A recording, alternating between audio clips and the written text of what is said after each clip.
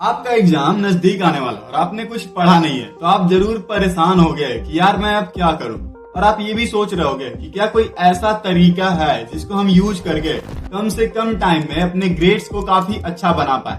Well, इसका answer है हाँ। और आज की इस वीडियो में मैं आपको ऐसे ही कुछ गजब के टिप्स बताने वाला हूँ जिसको यूज करके आप अपने लर्निंग पावर को कहीं ज्यादा बना सकते हो। और इस वीडियो को कुछ ऐसे भी लोग देख रहे होंगे जिन्हें एक्चुअल में पढ़ने का मन ही नहीं कर रहा होगा, बट डोंट वरी, आज के इस वीडियो में उसका भी सोल्यूशन है। और ये सारे टिप्स कई सारे रिसर्च के बाद दुनिया के सामने आए हैं जो मैं आज आपको बताने वाला हूँ। तो आपको बस यही करना है कि इस वीडियो को पूरा देखना है इन सब चीजों को समझने के लिए।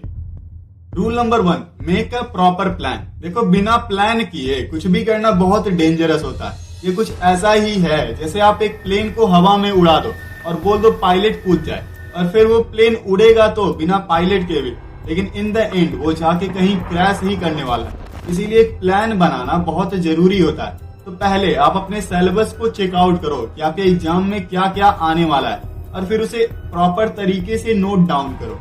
और ये भी देखो कि अगर आपके टीचर ने कुछ इंपॉर्टेंट चीजें बताई हैं उसे एक साइड अलग से नोट डाउन करो। और फिर उसके बाद आपके पास जो टाइम बचा है और आपका जितना सिलेबस है उन दोनों को आपस में डिवाइड करो। फॉर एग्जाम्पल, मान लो आपके पास 14 चैप्टर हैं कवर करने के लिए और आपके पास 8 डेज का टाइम है, तो एक दिन को साइड कर दो रिवीजन के लिए, और बाकी के जो 7 दिन बचे हैं ना उसको 14 से डिवाइड कर दो। तो आपको हर दिन करीब 2 चैप्टर पढ़ने होंगे, और उन 2 चैप्टर्स में आप चाहो तो एक हार्ड चैप्टर और एक लेस हार्ड चैप्टर को कंबाइन कर सकते हो और दोनों को एक दिन आराम से कवर कर सकते हो। और अगर कोई चीज छूट जाए तो उसके लिए टेंशन मत लेना, जो लास्ट का एक दिन बचा है ना रिवीजन के लिए उसमें वो कवर हो जाएगा। इससे अब आपको आइडिया मिल गया होगा कि आपको अपने सिलेबस के साथ क्या करना है। Rule number 2, highlight them. देखो, अगर आप ये सोच रहे हो कि आप चीजों को लाइन टू लाइन पढ़ के चैप्टर्स को मेमोराइज कर लोगे तो एक्चुअल में ये काम नहीं करने वाला। और ज्यादातर स्टूडेंट यही गलती करते हैं, वो अपना पूरा टाइम ऐसे ही एक्सपेंड कर देते हैं और फिर लास्ट में जा करके जो इम्पोर्टेंट चीजें होती हैं उन्हें वो पढ़ ही नहीं पाते। तो अगर आप ऐसा सोच रहे हो तो इस थॉट को अपने दिमाग से बाहर निकालो। आप उस चैप्टर को पढ़ सकते हो, उसका ओवरऑल एक व्यू ले सकते हो कि आखिर इसमें क्या कहा है, इसकी स्टोरी कैसी है। और अगर आप चाहो तो इसके लिए यूट्यूब का भी हेल्प ले सकते हो। रीडिंग के दौरान आप इंपॉर्टेंट चीजों को हाईलाइट करते चलो। देखो, एक गजब सा फैक्ट बताता हूँ कि हाईलाइट करना क्यों जरूरी है। देखो, हमारा जो दिमाग है ना वो अक्सर जो अलग चीजें होती हैं उनके साइड ज्यादा अट्रैक्ट होता है। तो आप बचपन से वही typical same font black and white paper वाले पेजेस को देखते आए हो, जिससे उसे कुछ नया नहीं लगता है। लेकिन जब आप कलरफुल मार्कर से उसे हाईलाइट करते हो तो आपका दिमाग उसके तरफ अट्रैक्ट होता है और उसे बार बार देखने के कारण वो ज्यादा अच्छे तरीके से उसे मेमोराइज कर पाता है। और एक बहुत इंपॉर्टेंट बात, आपको चीजों को याद करना है। मतलब याद करने का मतलब ये नहीं कि उसे रटना है।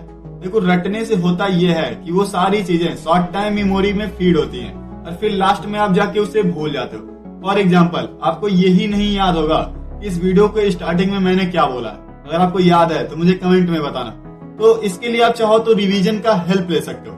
रिवीजन को बहुत से लोग फालतू समझते हैं और उसे स्किप कर देते हैं, लेकिन रिवीजन एक बहुत गजब तरीका है चीजों को मेमोराइज करने के लिए। और अब मैं बताता हूँ क्यों।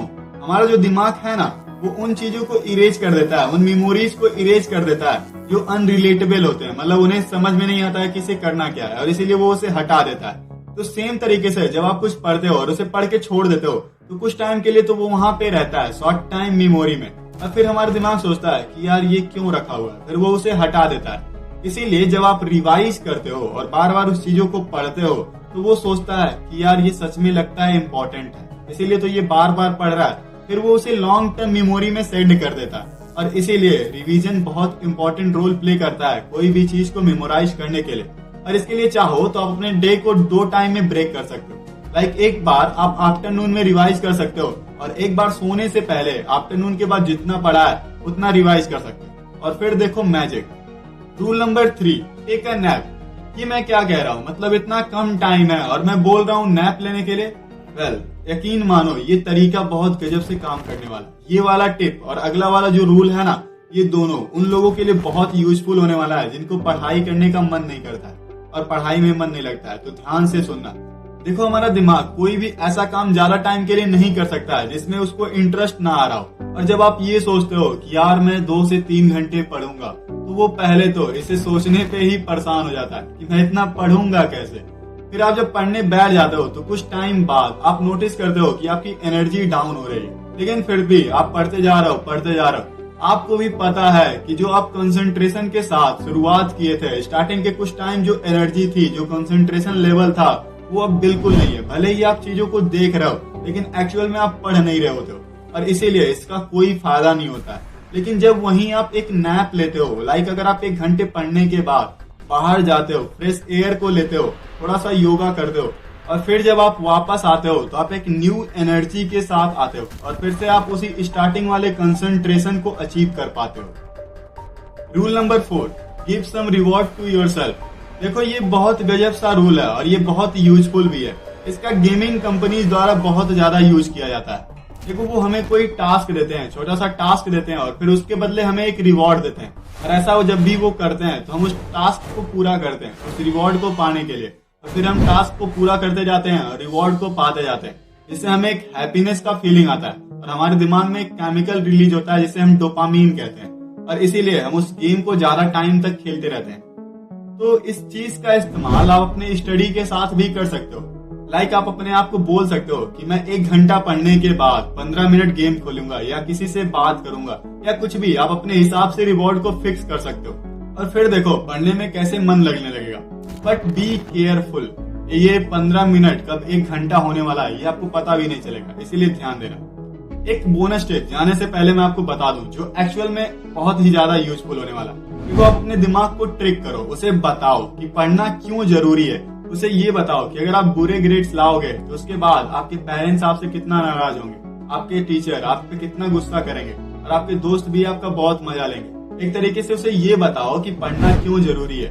और देखो पेपर स्टार्ट होने से पहले 10 मिनट पहले आप वॉशरूम में चले जाओ और वहां पे जा करके एकदम ऐसे फुल कॉन्फिडेंस में स्टैंड हो जाओ माचो मैन की तरह और फिर अपने आप से बोलो कि जो भी मैंने पढ़ा है वो एकदम सफिशिएंट है मेरे लिए और मैं पेपर में अच्छा ही परफॉर्म करूंगा।